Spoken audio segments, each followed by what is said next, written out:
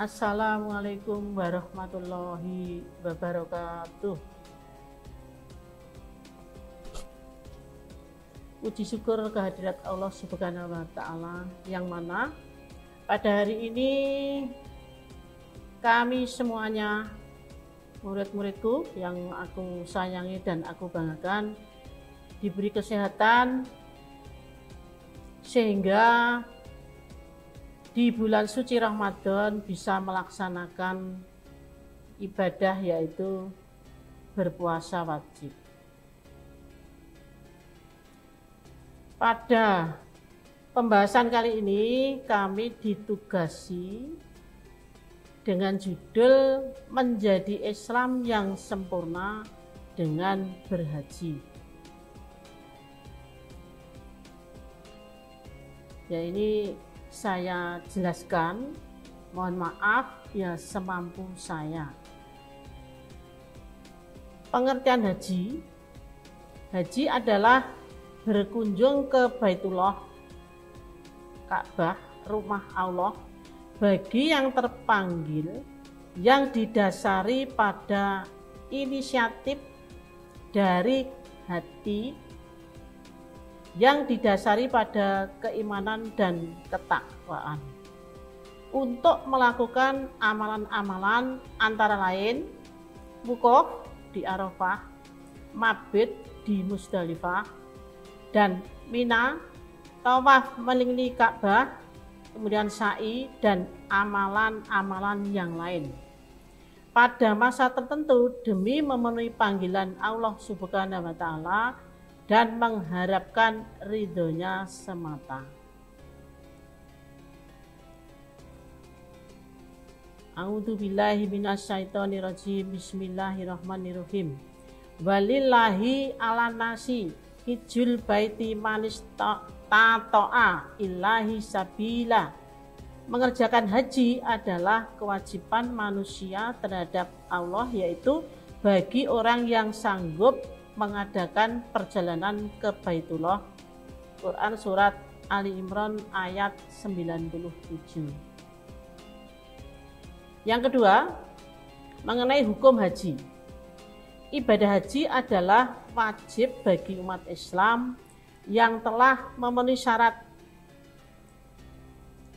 Ibadah haji diwajibkan hanya sekali seumur hidup. Hukum haji kedua dan seterusnya adalah sunnah. Tapi bagi mereka yang bernadar haji, hukum haji menjadi wajib akibat dari nadarnya dia. Kemudian yang ketiga, waktu mengerjakan haji. Ibadah haji dilaksanakan pada bulan haji Dzulhijjah, tepatnya ketika wukuf di Arafah, jadi 1 tahun sekali, di mana tiba di Arafah tanggal 9 Dzulhijjah, dan hari-hari tasyrik meliputi 11, 12, dan 13 Dzulhijjah.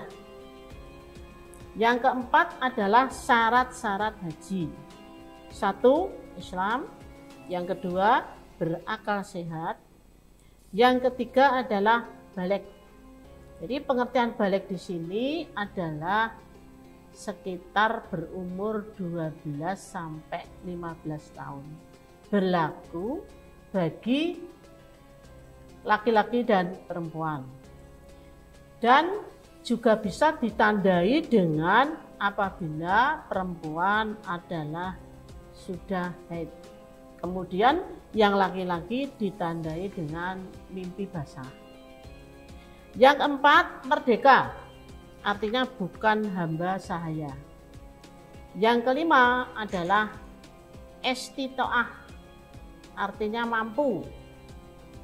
Nah, ini anak-anakku sekalian, mungkin dari anak-anakku belum mengetahui apa yang dimaksud dengan istitoah. Istitoah itu berarti seseorang mampu melaksanakan ibadah haji ditinjau dari aspek yang meliputi A. Jasmani, artinya sehat, kuat, dan sanggup secara fisik melaksanakan ibadah haji. Yang B.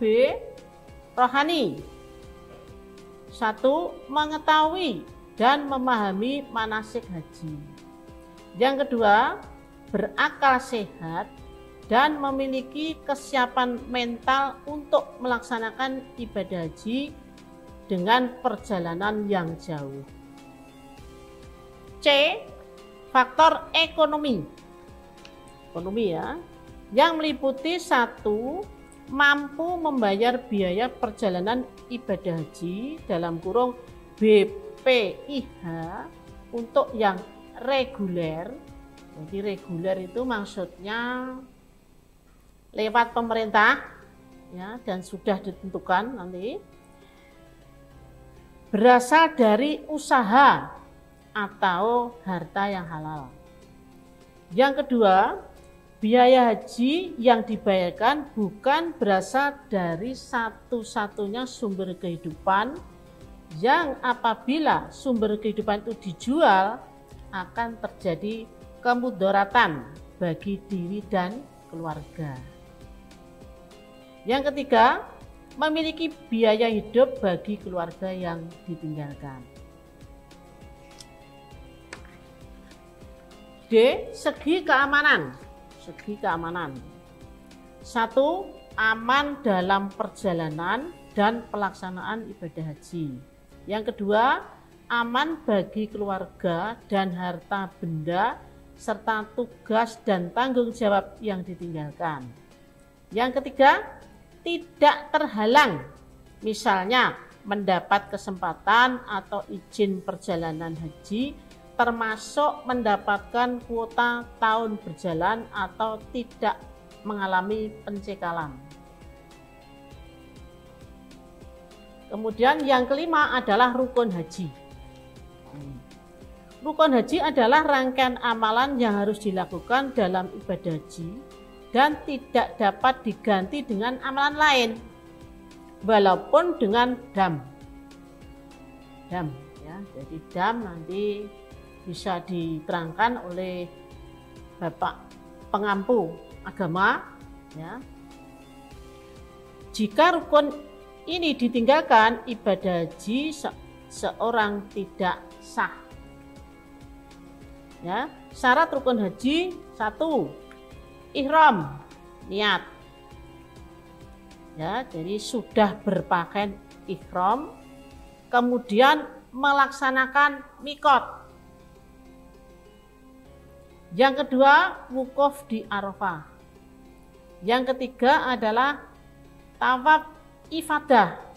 Jadi di sini tawaf ifadah itu adalah tawaf sebagai tamu, di mana pertama kali masuk di Mekah di Masjidil Haram. Yang keempat, sa'i. Sa'i adalah berjalan dari, jadi sa'i itu pelaksanaannya setelah tawaf ya, terus kemudian diikuti oleh sa'i yang berjalan dari Bukit Sofa ke Bukit Marfa, itu dihitung 1 kali, kemudian dari Bukit Marfa menuju ke Sofa itu 2 kali, dan seterusnya sampai 7 kali dan berakhir di Bukit Marwah. Kemudian setelah berada di Bukit Marwah yang terakhir adalah tahallul. Tahallul itu adalah mencukur, baik perempuan maupun laki-laki.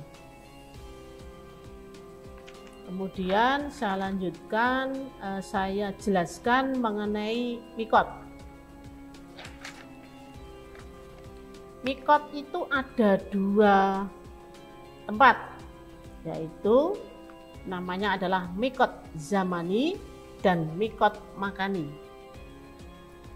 Mikot zamani adalah batas waktu melaksanakan haji. Menurut jumhur ulama, mikot zamani dimulai sejak 1 Syawal sampai terbit fajar 10 Zulhijjah. Mikot makani adalah batas tempat untuk memulai ihram haji atau umroh. Jadi anak-anakku sekalian, mikot kedua tempat itu didasarkan pada gelombang pemberangkatan haji. Jadi kalau gelombang 1 ya, gelombang 1 itu pertama yang dituju adalah Madinah. Madinah dulu, ya. Kemudian setelah berada di Madinah berarti nanti pesawat itu landing di Amma. Amma itu bandara di Madinah.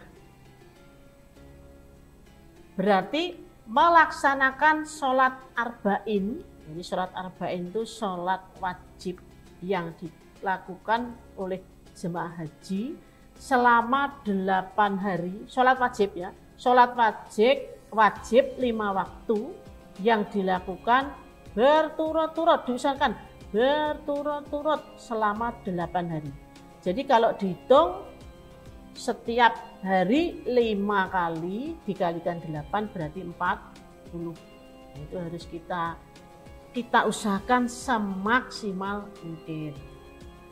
Kemudian setelah yang gelombang 1 tadi, setelah 8 hari di Madinah, kemudian pindah ke menunggu ya, masih menunggu itu. Terus kemudian mau ke Masjidil Haram. Nah, itu harus mikot dulu. Mikotnya itu sudah ditentukan, yaitu di Masjid Bir Ali. Jadi anak-anak sekalian, bayangannya bahwa mikot itu kita sudah baik putra putri itu sudah berpakaian ihram. Jadi naik bis itu sudah berihram. Terus kemudian bermikot di Masjid Bir Ali. Kemudian menuju ke Masjidil Haram, kemudian tawaf. Nah, itu disebut dengan tawaf ifadah. Namun tawaf ifadah itu tawaf yang dilakukan pertama kali. Kemudian gelombang 2. Gelombang 2 itu bandara yang dituju adalah Bandara King Abdul Aziz Jeddah. Jadi melaksanakan tawaf ifadah yang mikotnya di Yalamlam. Jadi Yalamlam itu masjid. Jadi dulu Kanjeng Nabi itu bermikot di Yalamlam. Terus melaksanakan tawaf di Masjidil Haram. Setelah melaksanakan tawaf di Masjidil Haram, prosesnya sama, kemudian sa'i. Jadi bisa saya simpulkan anakku sekalian bahwa gelombang 1 itu melaksanakan sholat arba'in dulu, baru melaksanakan haji. Sedangkan yang gelombang 2 melaksanakan haji dulu, baru arba'in. Pulangnya, ini saya bahas pulangnya sekalian. Kalau gelombang 1 pulangnya dari King Abdul Aziz Jeddah. Kalau gelombang 2 berarti pulangnya dari Bandara Madinah terus pulang. Karena dia untuk gelombang 2 itu kan melaksanakan haji dulu, baru sholat arba'in. Dibalik ya, ini dibalik. Ya, itu tadi penjelasan daripada mikot. Terus kemudian ya, pada saat mikot itu kita niat dengan bacaan labaika Allahumma hajan. Artinya ku penuhi panggilanmu ya Allah untuk berhaji. Aku niat berhaji dengan berikhram karena Allah Ta'ala.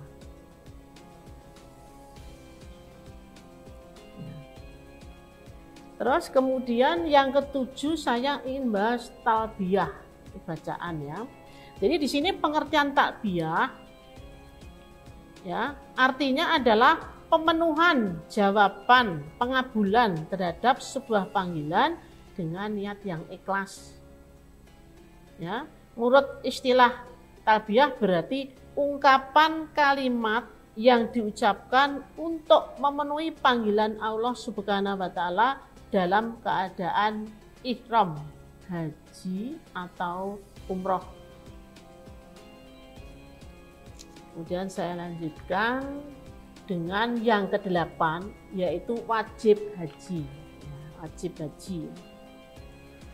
Wajib haji adalah rangkaian amalan yang harus dikerjakan dalam ibadah haji yang bila salah satu amalan itu tidak dikerjakan ibadah haji, seseorang tetap sah, tapi dia harus membayar dam. Jadi istilahnya membayar dam itu sama dengan membayar dam itu. Seperti karena kita itu harus sadar ya, di sana itu harus sadar, artinya melakukan kesalahan. Entah itu kecil, entah itu besar.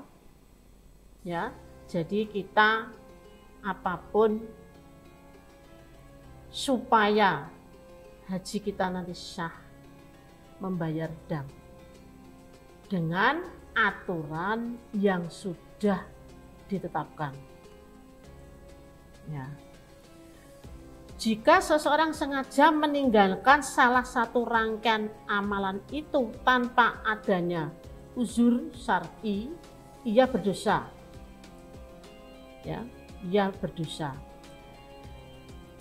Kewajiban haji yang dilaksanakan dari maktab, jadi maktab itu hotel, maktab itu hotel ya. Jadi dari masing-masing kabupaten, ini saya yang reguler ya, bicara yang reguler, itu dari kabupaten seluruh Indonesia itu sudah ditata. Jadi Kabupaten Nganjuk di sini, Jombang dan seterusnya ya, seluruh Indonesia. Nah, setelah kita menuju maktab masing-masing, itu kita sudah berpakaian ihram ya. Jadi di situ wajib haji, saya ulang kembali, yaitu satu ihram, yakni niat berhaji dari mikot. Jadi ini langsung dari hotel. Kemudian yang kedua adalah mabit di Musdalifah. Yang ketiga adalah mabit di Mina. Mabit itu dalam bahasa Indonesia menginap. Menginap ya. Kemudian yang keempat adalah melempar jumroh. Ula, wusta, akobah. Jadi di sana itu ada 3 sumur yang namanya adalah ula, wusta, akobah di Zamarat. Jadi tempatnya sumur itu namanya Zamarat. Nah itu kita sudah berada di Mina, dan itu kalau tidak ada kendaraan jadi kita harus jalan kaki ya, pulang pergi sekitar plus minus ya 8 kilo ya, 8 kilo. Jadi ini bagi yang tidak mampu ya, tidak mampu ya, artinya dalam arti tidak mampu itu dari segi kesehatan, misalnya dia sudah tua atau punya sakit, itu enggak apa-apa, dititipkan.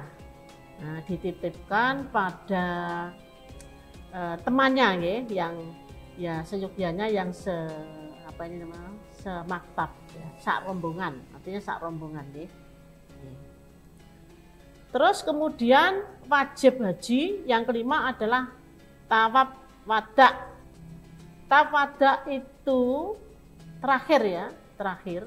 Jadi kalau gelombang 2 berarti setelah melaksanakan melempar jumroh, kemudian tawaf lagi, ya tawaf itu di tengah, ya artinya tawafnya itu urutannya di tengah, kemudian kembali ke maktab masing-masing, menunggu giliran,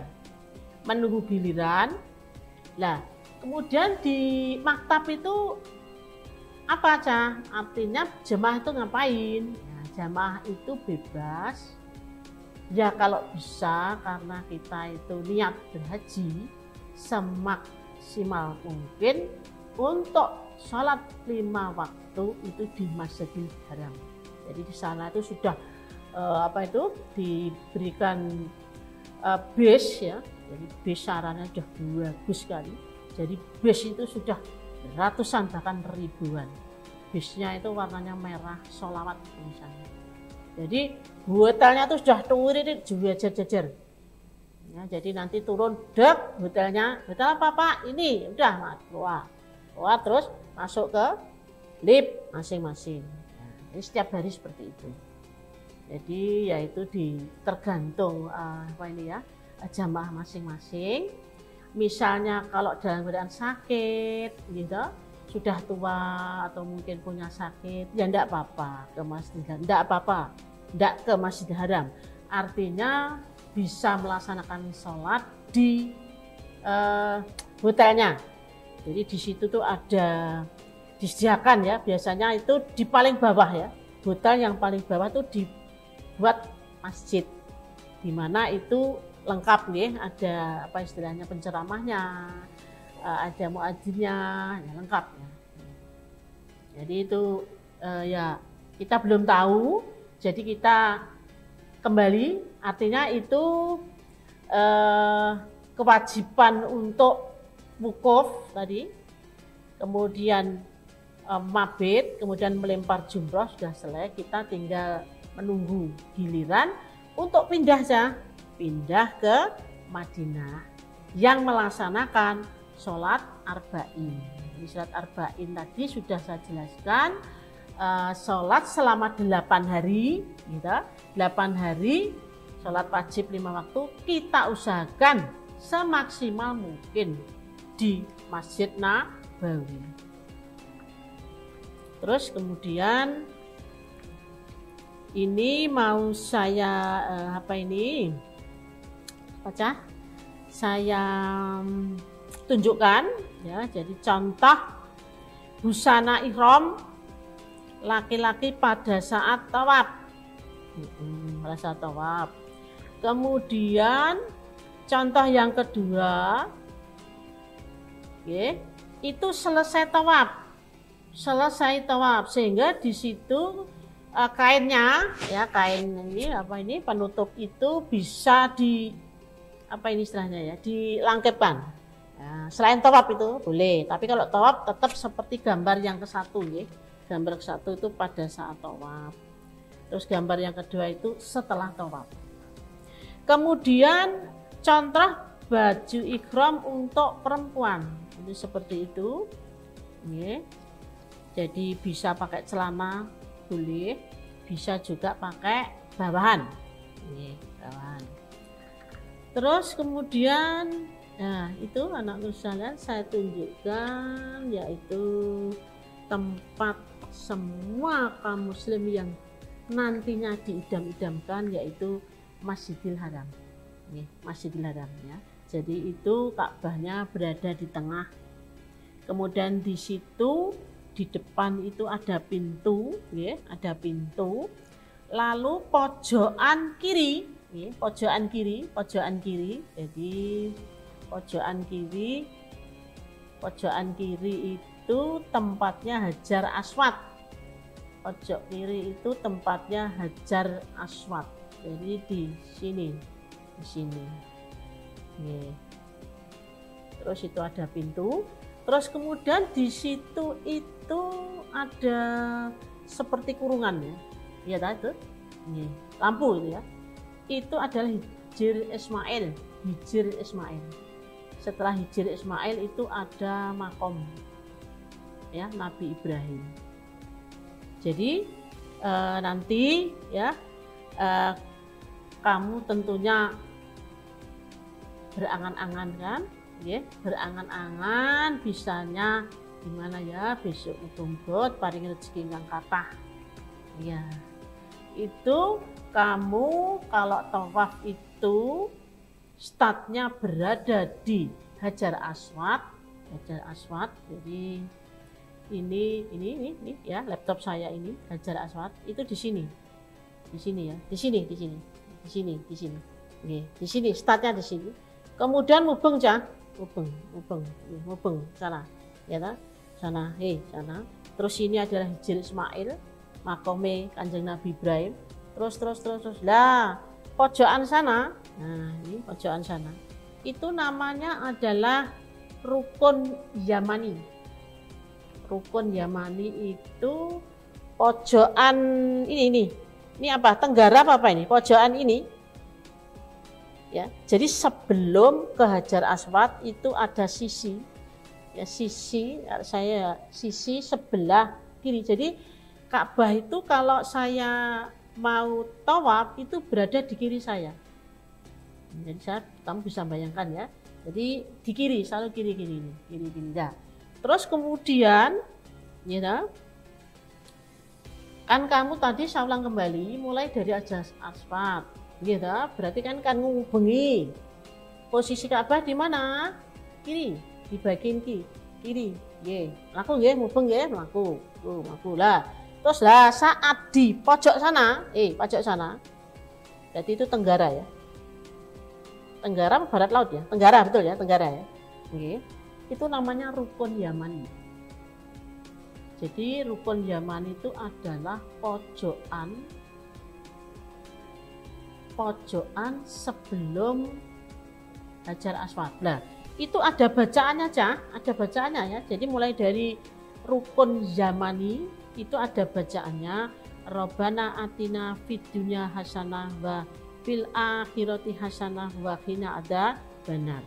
Kemudian itu tepat di Hajar Aswad kamu menengok. Menengok ke kiri. Ya, ke kiri ya. Itu ada Hajar Aswad menengok ke kiri. Bentar. Itu ada gambarnya. Nah. Ya, ini. Ini. Nah, ini yang saya klik ya. Nah, ini. Kok ini? Dan di.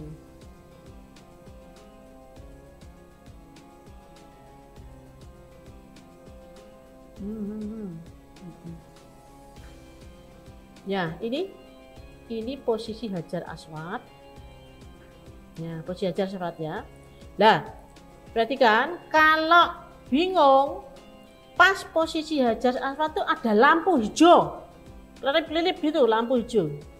Nah, itu mulai membaca ya. Jadi pas membaca Bismillahi wallahu akbar. Bismillahi wallahu akbar. Bismillahi. Saya ulang kembali. Jadi pada saat kita menengok ke kiri ada Hajar Aswad, ya kan? Itu kita membaca Bismillahi wallahu akbar sambil mengangkat tangan. Ya, sambil mengangkat tangan menuju ke Hajar Aswad. Ya, Bismillahi wallahu akbar, kemudian dikecop, disedot, dicium. Ya, 3 kali. Bismillahi wallahu akbar, dicium. Bismillahi wallahu akbar, dicium. Terus kemudian itu baru tawaf yang pertama. Kemudian tawaf selanjutnya sampai 7 kali. Sampai 7 kali. Terus setelah 7 kali nanti ada pemandunya. Itu minggir. Minggir. Kemudian melaksanakan sholat sunnah. Berarti melaksanakan sholat sunnah itu di depan Ka'bah. Setelah melaksanakan sholat sunnah, kemudian dianjurkan untuk minum air zam-zam dulu. Jadi istirahat sejenak ya, minum air zam-zam, kemudian melaksanakan sa'i. Jadi tawaf, mikot, tawaf, kemudian sa'i, tahallul. Tawaf, ya dah, sa'i, kemudian tahallul. Jadi tergantung berapa tawafnya itu terserah ya. Jadi kalau misalnya tawafnya 5 kali, 7 kali, ya tahallulnya harus 7 kali. Ya, tuh. Terus kemudian bacaan talbiyah. Ya. Bacaan talbiyah itu wajib kita kumandangkan pada saat kita keluar dari mikot. Jadi menuju ke Masjidil Haram. Yang bacaannya adalah labaik Allahumma labaik, labaik la syarika labaik, innal hamda wan ni'mata laka wal mulk la syarika lak, labaik Allahumma labaik, labaik la syarika labaik, innal hamda wan ni'mata laka wal mulk la syarika lak, labaik Allahumma labaik, labaik la syarika baik, innal hamda wan ni'mata laka wal mulk la syarika lak. Itu terus kita kumandangkan. Jadi mikot, naik bis menuju ke tawaf, kita kumandangkan bacaan talbiyah. Kemudian mau wukuf di Padang Arafah, itu berangkat dari maktab. Maktab itu pemondokan atau hotel. Naik bis juga kita kumandangkan. Itu adalah bacaan talbiyah. Kemudian ini saya bahas kalian anak-anakku, yaitu mengenai umroh.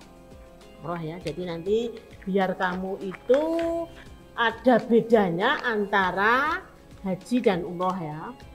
Umroh adalah ibadah umat muslim yang dilakukan di Mekah Al-Mukarramah, yaitu Masjidil Haram, dan juga di Madinah Al-Munawwarah, yaitu Masjid Nabawi. Ibadah umroh dilakukan sewaktu-waktu. Sewaktu-waktu. Rukun umroh adalah 1 ihram. Yang kedua adalah tawaf. Yang ketiga adalah sa'i. Yang keempat adalah tahallul, itu bercukur. Yang kelima tertib. Jadi umroh, ibadah umroh itu hampir sama dengan ibadah haji, namun yang membedakan adalah waktunya. Waktunya ya. Yang kedua adalah rukunnya hampir sama, akan tetapi untuk umroh tidak melaksanakan wukuf, mabit, dan melempar jumroh. Ya. Demikianlah anak-anakku sekalian pembahasan haji dan umroh pada hari ini. Semoga dari pembahasan ini anak-anakku sekalian mendapatkan ilmu, punya angan-angan, cita-cita, pasti ini ya, inspirasi, kemudian muncul angan-angan, kemudian bercita-cita ingin kapan ya. Nah, ini makanya anak-anak sekalian yang sekarang Anda siapkan adalah belajar yang rajin, mendapatkan perguruan tinggi yang sesuai dengan keinginanmu, baik jurusan maupun perguruan tinggi. Setelah itu kamu kerja, mendapatkan uang, kemudian terus menabung. Ya, inilah pembahasan ulasan dari saya. Semoga bermanfaat, dan ada kurang lebihnya mohon maaf. karena namanya orang mungkin banyak lupa ya. Mohon maaf, sekali lagi Buning mohon maaf. Sekian aja pembahasan dari kami. Wassalamualaikum warahmatullahi wabarakatuh.